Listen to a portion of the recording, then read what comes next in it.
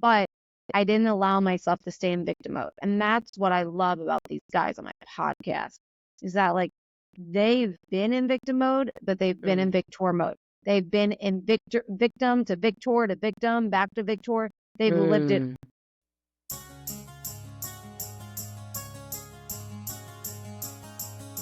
Hello, everyone. I'm Dr. Shafer, your host of Talks with Dr. Shafer. I'm a physician, mom, life coach, musician, author, publisher, and I am passionate about storytelling as a tool to help you reclaim your story and create your most beautiful future.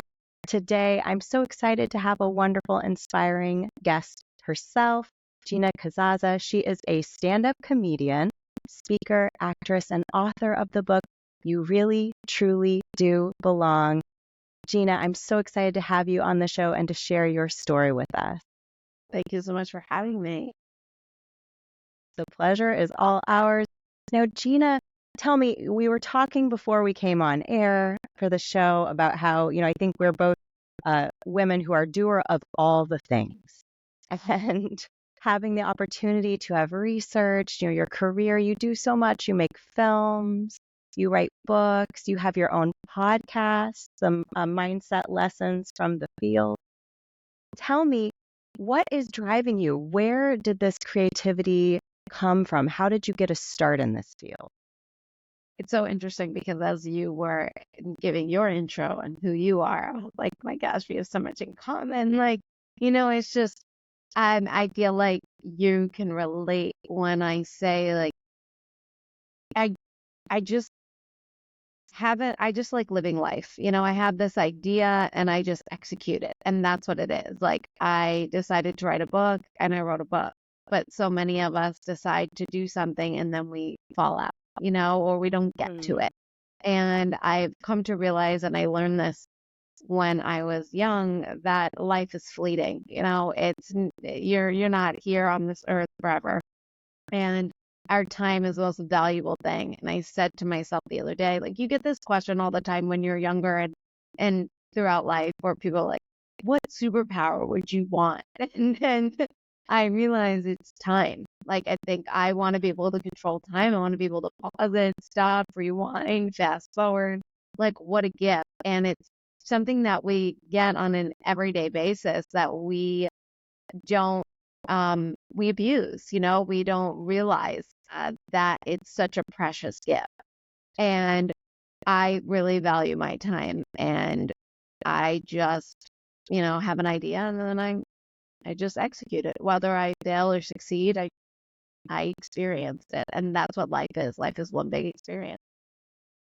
Oh, that is so beautifully spoken. And I love that perception shift, because here at Talks with Dr. Shafer and through my life coaching, I mean, that is what it is all about, right? It's about how we choose to focus and frame can make all the difference in our experience of life, because life is an experience, and we can choose to reframe it. We can choose the lens at which we look at it. And I love how you really parsed out that my perspective on time can be that it is fleeting. I recognize that, right? And instead of becoming focused on a lack, I decided to become focused of it's fleeting, it's limited, but look, it's a gift I receive every single day, and I'm going to use it wisely because I do understand how fleeting it is, and I understand how precious it is that I get to do this every day. I wake up and I can live my dreams. Exactly. Yeah. Yeah. That's how I look at it. So it's like if I decide, oh, like stand-up comedy, we'll go there. I went to go see a friend perform at the Comedy Store. I was living in Los Angeles, and I said in my head, oh, I could do this. I want to do this. I want to experience this. So on the drive home, I said that to my friends. I said, give me 4 weeks, I'll be up on that stage. And everyone would just laugh, like, okay. And in 4 weeks, I ended up on that stage, that exact same stage. And I had like 2 weeks into the 4 weeks, the halfway point, I had nothing. I was researching how to write. I didn't know how to do anything. And then just fate had it where I happened to meet somebody that was a stand-up comic and was like, I'll teach you the formula for writing comedy. And then next thing you know, boom, I had my whole set ready and there I was on the stage. So it's just having a plan and seeing it through and allowing yourself to go through the challenges that you will be facing. Like right now on the podcast that I run, Mindset Lessons from the Field, I am doing a 30-day warrior roulette challenge. And it's because my guests are special forces, they submitted challenges. And some of their challenges are they're ridiculous. They're insane. Like one was like a 12-mile rock in under 2 hours and 50 minutes, and Wow. I'm a tiny person. I'm 5 feet. I'm 100 pounds. And I'm like, oh my God, it's a lot, and I'm embracing it. And the goal was to start this was to inspire 10,000 people to push themselves, do challenges, to get mentally tougher and tap into their untapped potential. And like a week into the challenge, I said to one of my guests on the show who was in special operations, I was like, I really thought people would join me on these challenges, but nobody is joining. Not one person. Mm. People are watching, they're messaging me, they're watching, they're commenting, and they're critiquing, Mm. and yet they're not experiencing. And he goes, nobody's going to join you on these challenges because Mm. they don't want to do them. They don't want to put themselves through hard things, but Mm. they want to watch other people suffer. So that's why people are following along. And I Mm. thought that was really interesting because I'm the type of person that sees it and wants to join it because I want to do the hard thing because life is hard. And if I can get through that challenge and I could do this 12-mile run, and when I have to do on my last podcast episode, I had Cole Sanders, my teammate from Team Eagle One, which started this whole entire thing, the Navy SEAL prep program that I was in. And he was like, when I first joined Team Eagle One, running a mile or 3 miles was crazy hard. And now I Mm. look at a mile or 3 miles or 5 miles, it's like a warm up. And that's Mhm. what it is. It's like, well, most people will then say to me when I say, why don't you do the hard things? They'll say, well, I don't want to. And I go, well, what happens when life gives you something hard? And he goes, well, that's when I'll deal with it. And it's just like, Mm. I don't want to deal with it at like in that moment. I want to be able to be calm, cool, and collected to be able to handle that challenge in a less stressed way so I can, make it through. Because you're going to make it through the storms. We're all going to make it through the storms, unless we pass away. That's the only way you're not going to make it Mm. through the storm. But we're all going to make it through. But that's not the point. The point is how you go through that journey of the storm. And that's what people don't realize. And that's why I say put yourself through a hard thing. Tap into your untapped potential. Get mentally tougher. It's not because you can't do it when the challenges arise. It's so that when the challenge arrives, you handle it in a positive, better way. And Mm. people don't see that perspective just yet. And I'm hoping that eventually more and more people will catch on to that part. Well, that's a meaningful mission. And I do believe that, you have your core audience. You have one audience that's obtaining something from an unexpected benefit from the show, from what you'd sought out to do, to provide. But I really believe that you are going to find that audience that will, even if they don't act on your example today, maybe a year from now, 2 or 10 years from now, they're still going to remember seeing this 5 foot tall, 100-pound, as you described yourself, woman who had not done these things, right? Decide, I'm going to challenge myself. And they're going to be facing a challenge, be it physical or mental, and they're going to say, Gina did it. She came out smiling and seeing the gifts.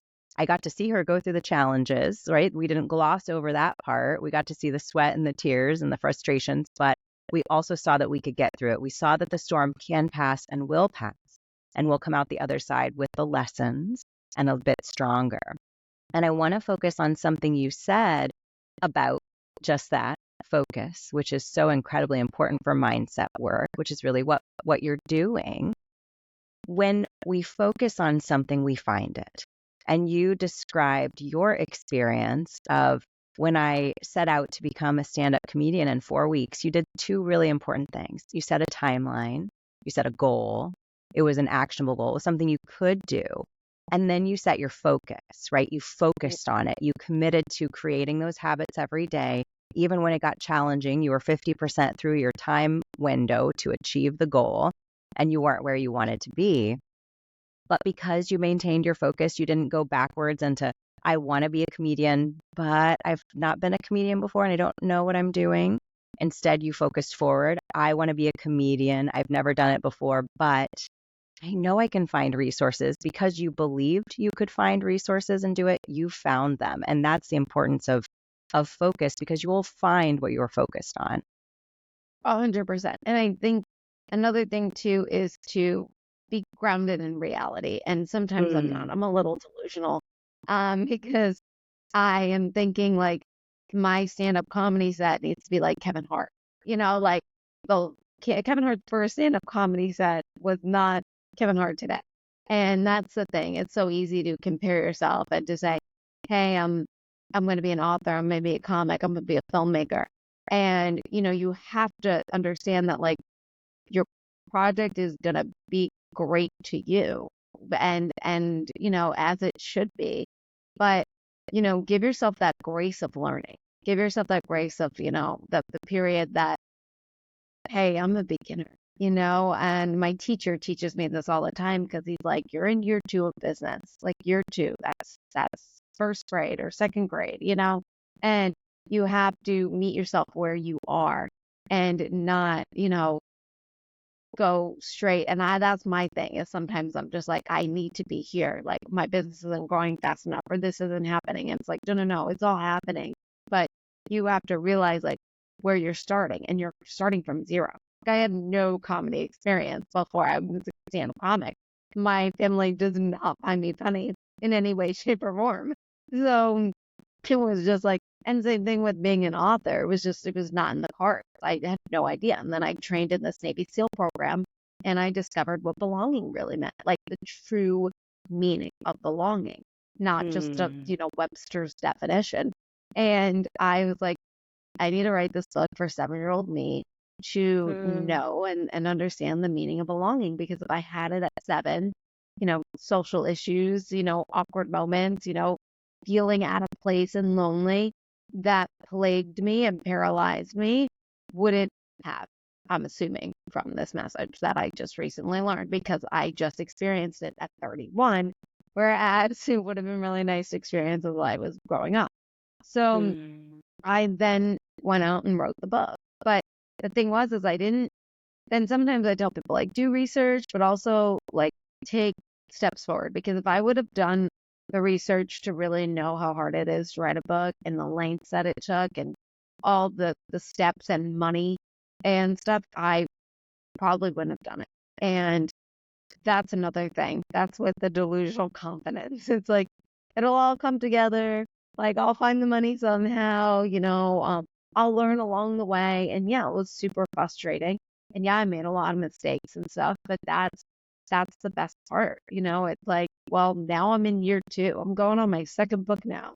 Like this is gonna be so much better, So that's what you gotta give yourself. And I always tell people too, because I learned this from my teacher, Randy Weitenheimer, who I think is, I mean, just he's amazing because he's an energy doctor. And he gives me these exercises and stuff. And he always says, you don't have to love it or hate it. You just have to do it. I don't care your Mm. feelings. Your feelings just get in the way. And we're Yeah. told so much, feel those feelings. And the thing is, like, well, yeah, if I felt my feelings all the time, I probably wouldn't do anything because I don't Mm. feel like going to the gym every single day. Okay. But it's good for my body. It's good for me. I Mm. might love an Oreo, but an Oreo is not good for me. It just doesn't fit into my body. So you have to um understand and feel the feeling in terms of like, okay, I'm angry, but I don't have time to be angry, so I'm gonna move on. Like that's how Mm. he teaches me, and I look at it. It's like when I'm tired, I go, oh, I'm tired. Well, I don't have time for that. Let's keep going. And I like will do breath of fire and I'll move on. And it's Mm. just like allowing Mm. yourself to recognize it but then be like, I don't have time for that. Like, oh, I'm enjoy today. Well, I have some time for this. Let's continue this. But it's Mm, choosing where you want to be and what you want to do. And like the mm, exercise the other day was like, it was like 40 days for me. It was like miserable, but it was like getting up at a certain time. It was taking a cold shower. It was just doing all these things that I didn't want to do. And mm, sticking with it for 40 days. And every time you didn't, you had to restart. And it gets mhm, to the point where it's like, I'm done restarting. Oh, we just want to get to the 40 days. And you just surrender.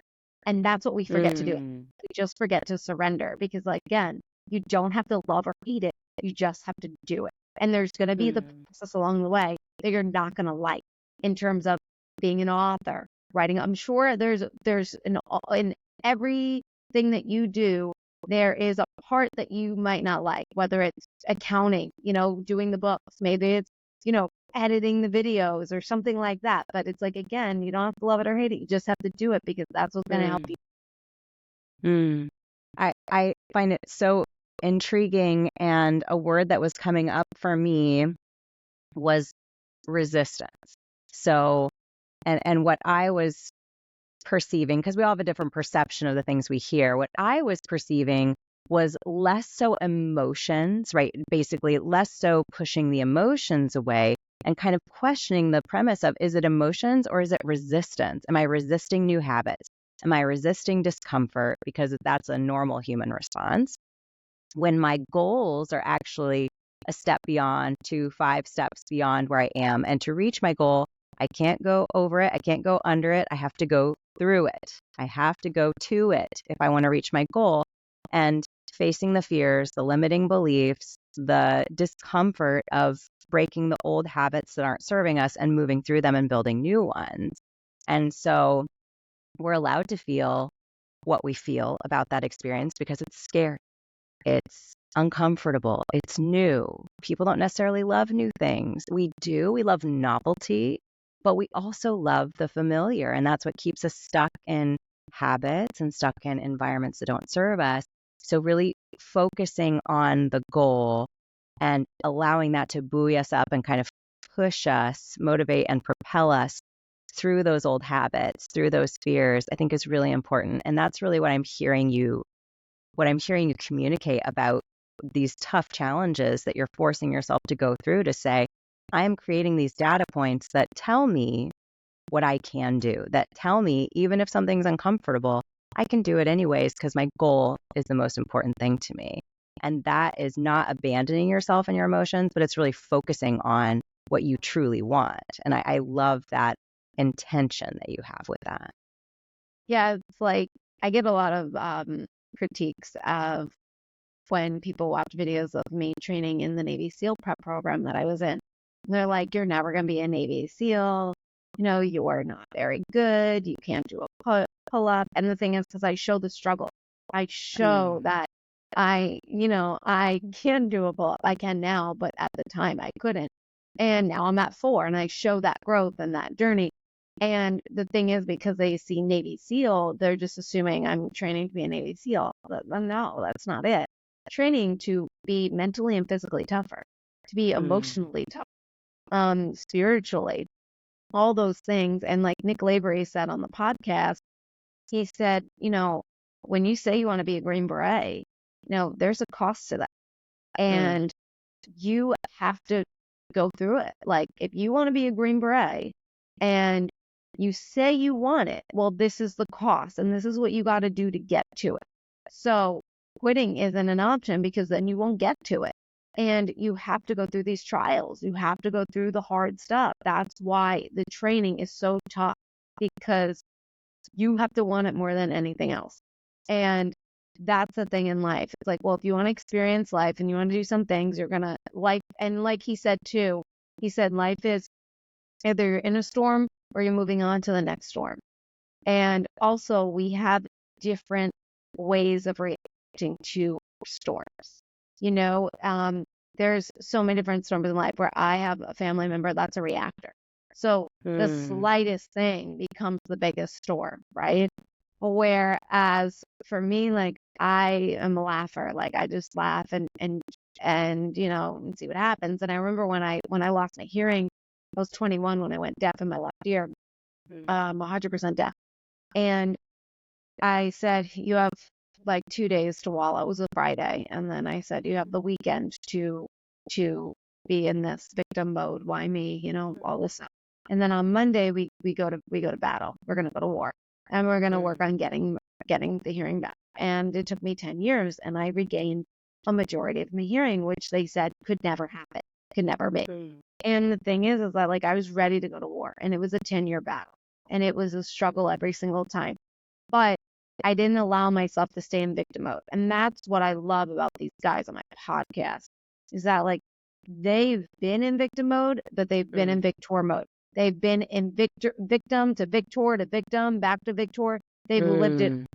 And, it teaches you too, like we all have different storms. Like Nick Lavery lost his leg and then decided to go back to being a Green Beret. Like he wanted it so bad that he became the first over the knee amputee in special forces. Like, and that was not easy, right? And to sit in a hospital bed where you just had your leg and then suddenly it's gone, and to not, because, and again, like, and he makes this a point where he says, like, don't think I didn't have really bad days, because you're going to have them and that's okay. And, like Randy teaches me, some days you're going to have a bad day, like just go do something else.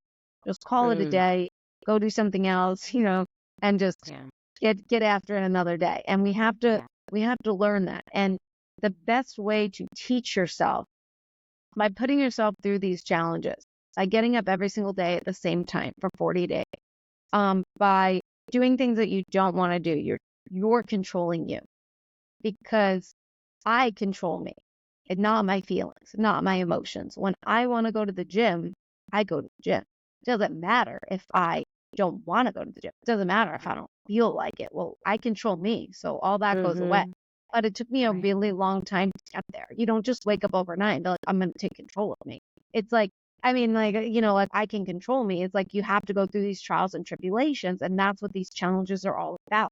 And the more and more you do it, the more and more you gain control to a point where, again, your feelings don't get in the way. You want to get up in the morning? Well, you get up in the morning. You don't get tired because trust me, I'd love to stay in bed more, but I choose not to. I get to like get up, and some people don't get to get up.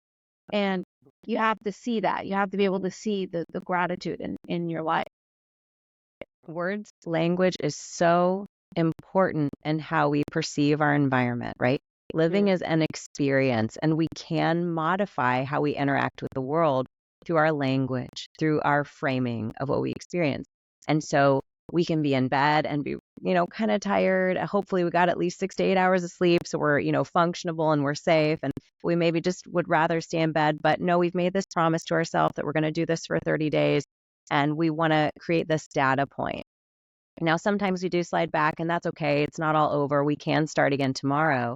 But just recall that every time you do the thing that you promised yourself, that is for your growth, and you create that data set, that data point, and they grow and they grow and they grow, it's almost like a ladder towards your goal, right? Like, okay, I did this and I strengthened my belief in myself and my resilience and my strength. And I have framed this that I get to do this, right? I get to get up. And who can I think of that doesn't get to do that because of a medical issue, because they've lost their life, because of some other issue? They don't get to do this. And focusing on that is such a helpful way to just kind of propel you into the next moment so you keep going towards your goals. 100%. Yeah. I mean, the whole entire point of life, like I said, is to really experience it. And life is full of hardships. That's the experience. It's part of the journey. It's part of the experience. So the more and more, it's all about how you handle it. It's all, and then the thing is in recognizing yourself, like, okay, I'm a reactor. I know that. Okay. Yeah. I have anxiety. Like people say all the time, like, how do you do public speaking? Because I'm a speaker. And they're like, you must be, you're such an extrovert. And I go, well, for 20 something years, I was an introvert. They were like, what? And I was like, I didn't speak. If you called on me, I didn't raise my hand. I turned cherry red. I even at family parties, my parents were really, really big on respect. And when you walked into a party, you had to say hi to everybody. That was just like non-negotiable. And I mean, like my stomach would just be like in knots just saying hi to people. And it's like I know these two. They're my family. I see them every weekend. Like, and yet every single weekend, like it's not like we weren't like a family that saw each other just on Christmas. Like, no, we saw each other like multiple times during the week too. And I would just get nauseous. And then it's just you get to a point where you recognize and you, okay, well, what parts of me do I want to change? Okay, what parts of me am I going to focus on? You mentioned it earlier in the show. You said focus. And you also said something really interesting too, where you said you make a promise to yourself.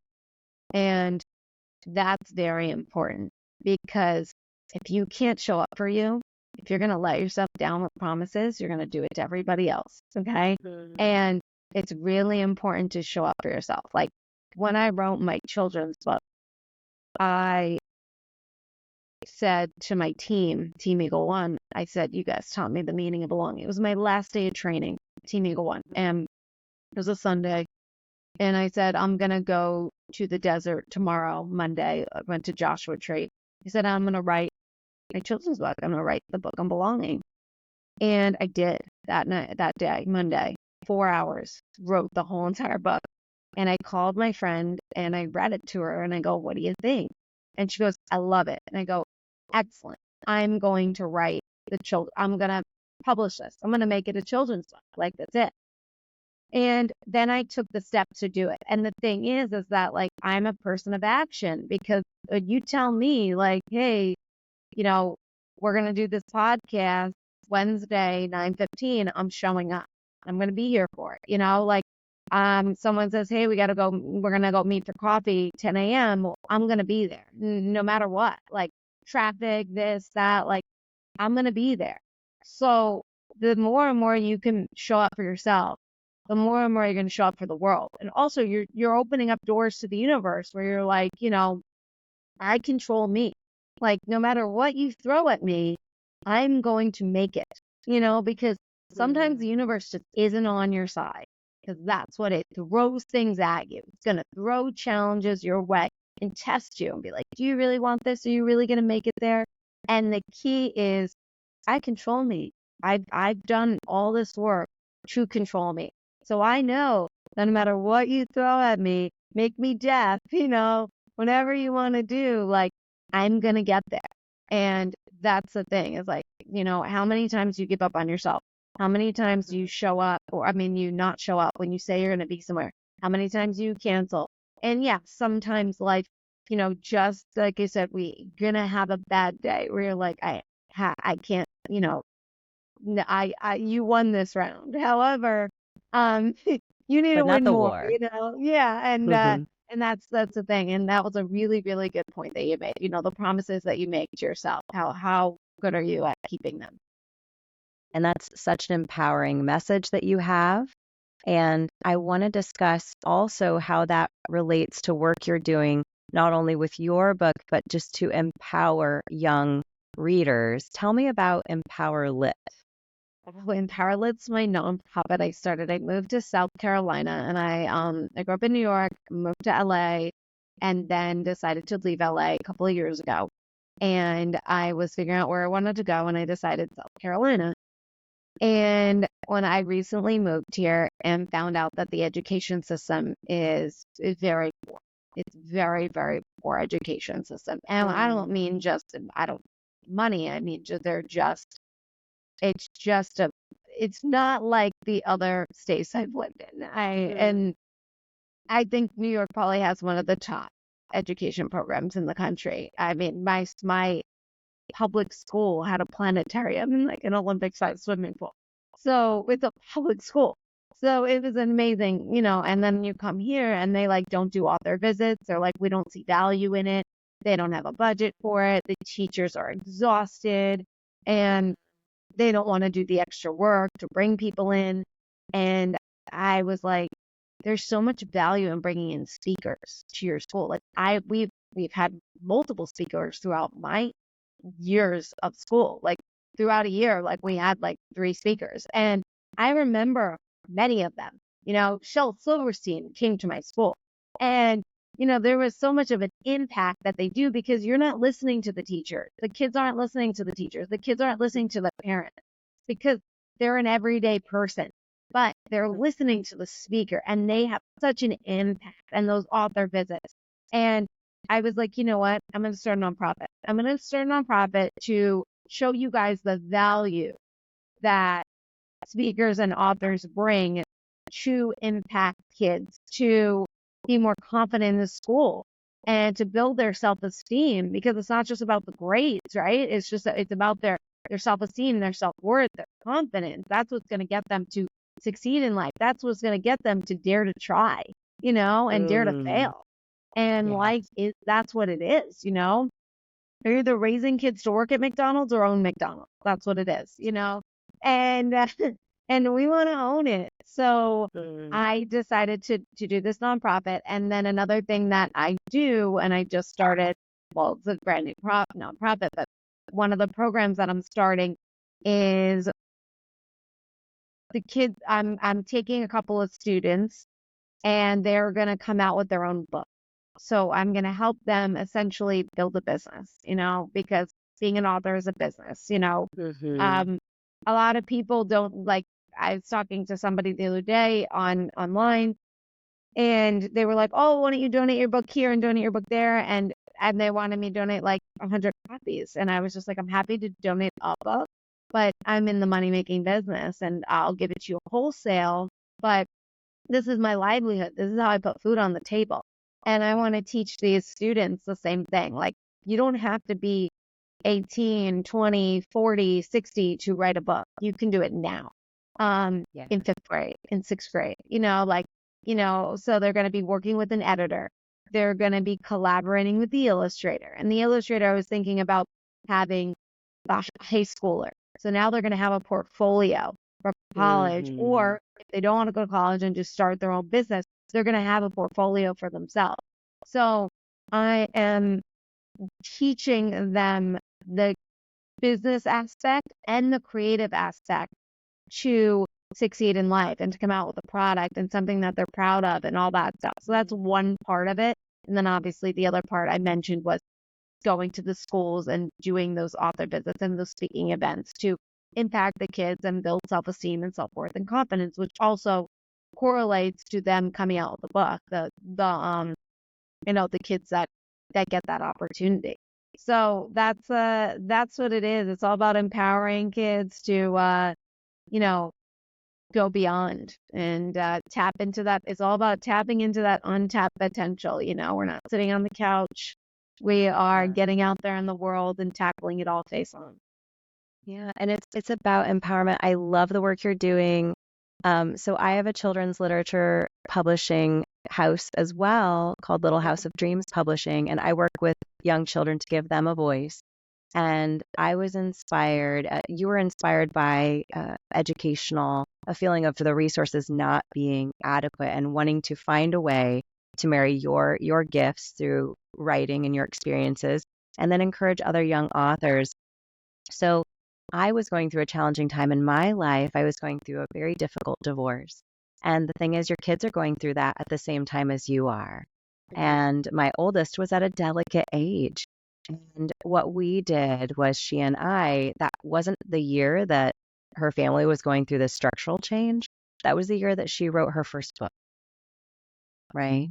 So that became the year that she wrote her first book. I actually always keep them next to me. They're like my blanket. I think they're my comfort thing. So that was the Oh year that my she wrote her first book. And that's her when she was 8. So the year that she oh wrote her my first book. gosh. That's Yeah. incredible. So Really nice. Yeah. thank you. Yeah. So that was the year she wrote her first book, not the Mhm. year that she went through that challenge. And it gave her focus. And then she wrote another book, and she's actually on her fourth book currently. The third will come out this fall. And the interesting thing was this year we really started to do, interviews. She actually started her own podcast called What's Up Young Authors, where she interviews other young authors and mentor authors of children's literature, again, to do what you're talking about, spread this message of empowerment to children, spread, You have a voice, you love writing, you can write. You don't have to wait to be an adult to use your voice. Share that voice now, tell your stories now. And so it's been really fascinating because the takeaway that she had from her very first TV spot was, we go, and I was all dressed up to do it with her, and that's what she said she wanted. And at the very last second, she turns to me, and she had just turned 10. She turns to me and she says, "You know what, Mom? I'm really scared, but I'm really excited and I want to do this on my own." And I said, "Absolutely. You can do it on your own. Absolutely." So she got up on stage. She was the only child there. She had no prep whatsoever for it. And she's sitting there with these two adults on this beautiful TV spot. And she just held her own beautifully. And it was this, I think, about 5-minute interview. She did so well. And she walked off and she looked at me, and I'm just so curious, what's she going to say about this experience? And she looks at me and she says, "Mom, that was amazing. When can I do it next?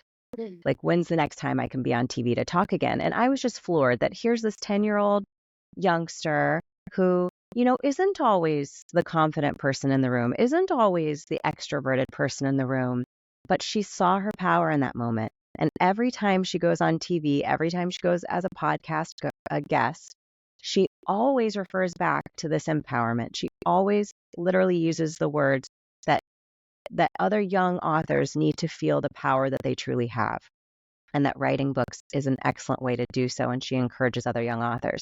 So I just wanted to share that because, I'm so passionate about that, and I just love what you're doing with young authors and illustrators as well, just really giving them the gift of feeling empowered, the understanding that their voice matters, what they do matters, and they have a choice every day how they want to funnel their energy and their focus. You said something really interesting that many of our guests say on the show. Confidence is a skill. Okay. You said, the more and more my daughter does it, she's not always confident, but she gets more and more confident, right? But because confidence is a skill, you don't come out of the room, like, oh, confidence. It's a skill, and that's the thing. Like all these traits, grit, resilience, confidence, public speaking, all this stuff are skill sets, and the more and more you do them, the more and more you develop them. Which is why I'm doing these challenges, which is why I'm putting myself through this stuff, because I'm building skill sets. I'm building confidence. I'm building mental toughness. I'm building grit. It's again, you're not waiting for that day to come where you need that. It's like, well, and to see if you have it. It's like, well, I know I have it.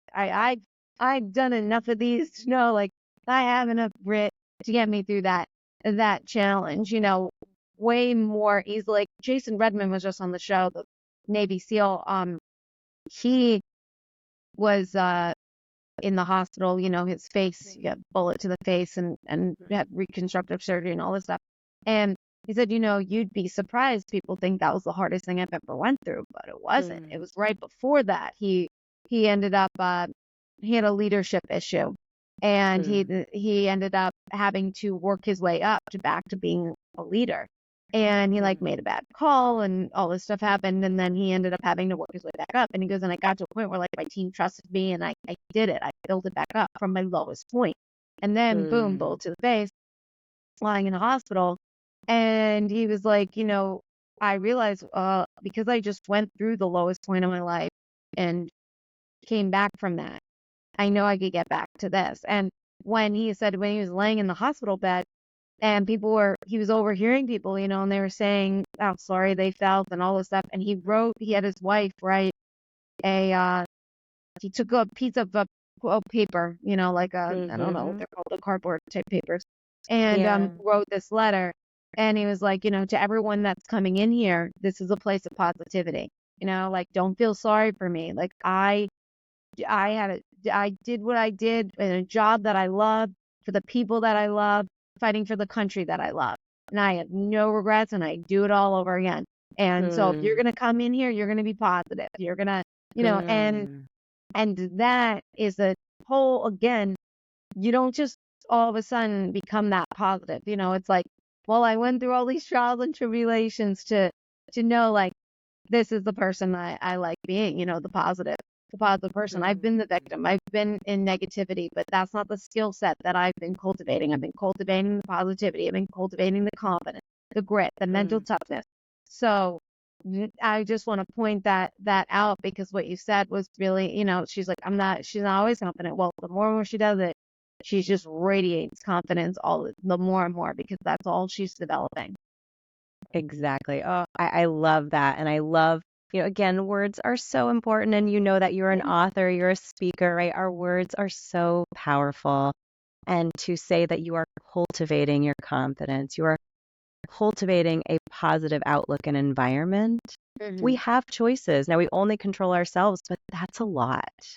That's a lot of influence, They right? don't even control themselves. They allow their Exactly. exterior forces to control them.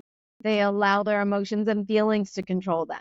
It's very rare you Mm, find someone that can control them because they didn't go through it. They'd rather just allow life to happen to them than yeah. rather them, you know, live and experience life. Or have maybe never had that example of what that even looks like, right? Because if Mhm. we haven't seen it, we don't know it exists. We don't know what we don't know. And when we know better, we can do better. And that's why it's so important the work you're doing with the work you're doing on your podcast, the mindset, and really showing your struggles and your victories throughout that process for yourself as well as for your guests. And also the important work you're doing with young people to help them have on a different scale and an age appropriate way have their Mm. little victories, have their challenges, and see, yeah, this was really tough. But when you hold that book in your hand, and when you go do an author visit, or you sit at your library or your local book fair, your local farmers market, which is a great place for people listening, that's a great place for young entrepreneurs, young authors to go and meet people and practice these skills of Mhm. talking to people and sharing their craft and inspiring others. The more you give that empowerment and that opportunity, oh my goodness, that is just so life changing for young people. And we're all young people, right? We're all our inner child. So people are going to hear this from every age and think, maybe I can write that book, Mhm. or maybe I Yeah, can any change my age. exercise routine. Any age, it's like, I became an author at, I don't know, 33, I think it was. You know, um, I had the stand-up comic at like 26 or something like that. You know, I wrote my first book at 8 and my parents published it, but it was really just, it was for me. It wasn't like I went out to the farmers markets, I didn't realize things like that. But now, Yeah. there's so much more known out there, there's so much more. I didn't have social media at 8. Though I wouldn't probably my parents would be like, that won't be allowed. But, there are different things that you can do for yourself at any age to learn something. Right now I'm learning animations and I'm branding my alien right now. So because I didn't expect to have a second book, I was just supposed to be one and done. So I didn't name the alien. It's written in the first person, like all this stuff. Mm. And now I'm rebranding the whole entire thing. So because I have a second book coming out. So I'm writing songs. The alien's getting a whole new YouTube channel, and I'm animating the alien to do educational videos with children and stuff like that. So it's like, I didn't expect this, and the thing is, expect the unexpected. Just kind of go along for the journey and have Mm. some fun and just live life. That's really it. If you have an idea, go and execute it. There's Mm. no failure. It's all learning. That's it. You have to look at it like that. Like you said the whole entire time. Wording, wording, wording. Excitement, nervous. It's the same thing, just a different, same coin, two different sides, So Yeah. word it, you don't have to do anything. You get to do everything. So Yeah. the way you frame and word things are really, really important. So pay attention to your words and just go out there, live life, and execute, execute, execute, execute. Mm. I love this leaning in. I love your energy, and I'm just so excited about what you're doing. I'm going to make sure that the show notes have information about all of these wonderful efforts, how to look for your podcast, how to help with Empower Lit, how to buy your book. But if you could just please on air tell our listeners and viewers how they can most easily find you to learn more, maybe your website. Yeah, my personal website, GinaCasazza.com, is probably the easiest to find me, to contact me. Everything's on there. So yeah, that's probably the best and easiest way. Yeah, it's a beautiful website and it like you said has everything, how to book for an author visit. And I did read that, your goal with the Empowerlet is to double how many visits you're doing to schools, how many times you're speaking on this really, really important effort that you're doing. So yeah, let's do that. If you work at a institution or school that would benefit from this message, contact Gina. Let's double, triple, quadruple this number and get the word out because it's such an important message. And if we can help with this mindset shifting and focus with young people, then I think we're going to have happier, healthier, more productive people out 10, 20, 30 years from now that hopefully aren't having as many internal struggles as many people in our generation are having now because we're waiting until we're 30 or 40 to have these epiphanies. Mhm. I'd love to model this behavior for young people so that they're going to have their own challenges, of course, but that they can go at it from a sense of strength and from a sense of knowing that there can be a different way to do things. There can be a forward focused way. And Gina, you are doing that with your work. I'm so grateful and I'm so happy that you were able to join me on the show today. Thanks for having me. It was a real pleasure talking to you. Thank you so much. And thank you to our listeners for being here. Please comment and ask any questions you wish below. It's been a beautiful time with Gina. And go to ginacasazza.com to learn more. Stay safe, take care, and I'll talk to you soon.